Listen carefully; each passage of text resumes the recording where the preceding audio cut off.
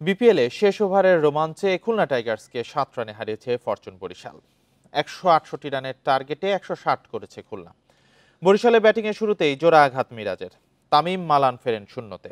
মুশফিকের run আউটে বিপদ বাড়ে। মিরাজের তৃতীয় শিকার তাওহিদ হৃদয়। ওপেনিংয়ে সুযোগ পেয়ে হৃদয় 30 বলে করেন 36 রান।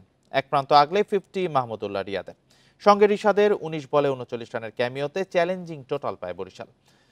জবাবে ইমরুল আউট শূন্যতে। ধাক্কা সামলে জুটি করেন নাইম ও মিরাজ। মিরাজের 33 ও আফিফের 27 রান এগিয়ে নেয় দলকে। আশা বাঁচিয়ে রাখেন নাইম। শেষ ওভারে দরকার ছিল 25 রান, 17 রান তুলেছে খুলনা। নাইম করেন সর্বোচ্চ 77 রান।